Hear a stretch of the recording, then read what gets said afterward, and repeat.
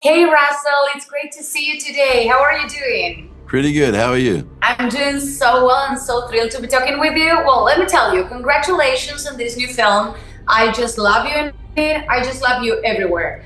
But I want to know what was the most challenging thing about playing Gabriel Morth and what caught your attention about him? Well, yeah, it was actually his life and the biographical details that I could find out about him that actually got me interested, I found him to be a fascinating man, the journey that he'd been on, where, he's fought against the fascists in the Second World War as a member of the resistance. He came out of his war years, he became a lawyer, then he became a journalist, then eventually, he did get accepted into theology school, becomes a priest, works for 30 years within the powerless, and that order is about communication. So he was, producing radio, he was producing television, he was writing hundreds of magazine articles for interfaith magazines, and it's not till he's 60 that he becomes an exorcist. So that life journey itself got me really interested. Is it true that you don't like actually horror movies? You're not quite a fan? Well, I'm probably not supposed to say that, yeah, but I don't. I don't. I like to sleep deeply at nighttime and wake up with a clear head. I said, I understand people who do. I understand that people go to horror movies, they want that thrill, they want to be scared, they want to grab the hand of the person next to them.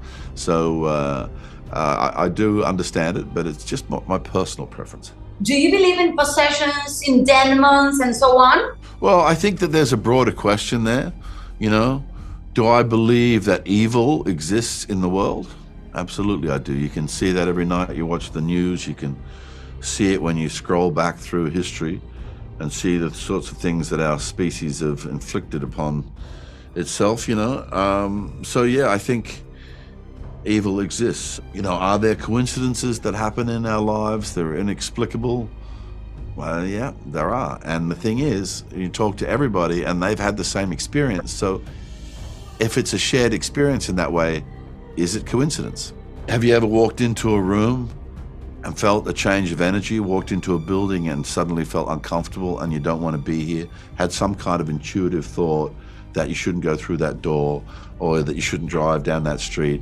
We've all had this stuff and we can't explain any of this stuff.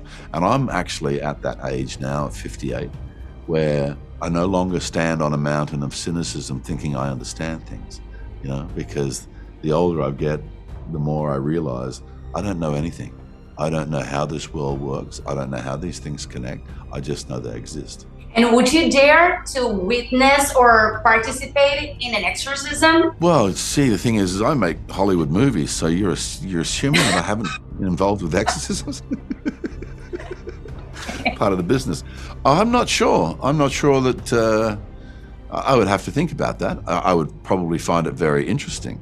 I feel like I have, given how many hours and hours and hours of footage that I've watched of real exorcism. So it's not something that, I haven't experienced in a theoretical way. You have to be a little bit careful with what you play with, though. My interpretation of the book of Ezekiel is that if you see bad things, you're going to think bad things. We know, despite the sadness, obviously, of all the fans, that you're not going to be in Gladiator 2. They want to know, have you talked to Ridley Scott? Did you suggest anything to him about the film? I talk to Ridley on a fairly regular basis. We had dinner together twice last year. One of them actually was in Malta one night with me and Ridley and Joaquin Phoenix. And it was the first time the three of us had been in Malta together since 1999. So that was cool. I haven't offered him any sort of suggestions, like it's Maximus. Really? Is deceased. It doesn't involve me. If he wants to ask me a question, he'll call me. But at this point in time, that production doesn't involve me at all. He doesn't give you an update at all on what's coming up. I don't really want it. Why would he do it? It's not.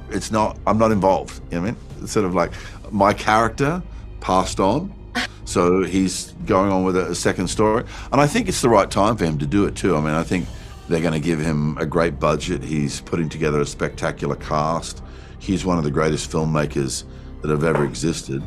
And if he's come around to the idea in his head where he can make a second part of that story, then we just got to have a bit of faith and belief in that, and I'm sure it's going to be spectacular. And I wish everybody who's involved with that production, great luck.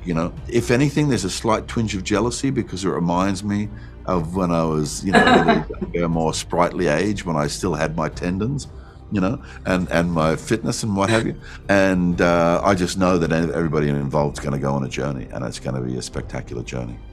Thank you for this time, Russell. We just love you in Argentina. And next time, I can see you with one of your guitars and playing some music for me. And I don't know, maybe I have a poetry from you, because I know you write poetry a lot. Well, I write songs, yeah. Concert in Argentina sounds like a good idea. Let's do it. Yeah, let's do it. Of course, we love you in Argentina. You don't understand how many fans you have over there. We're very passionate about music and movies and football, soccer and everything. You know that. Yes, I know that. I know that for sure. Thank you, Russell. Thank you for this time. Okay, bye-bye.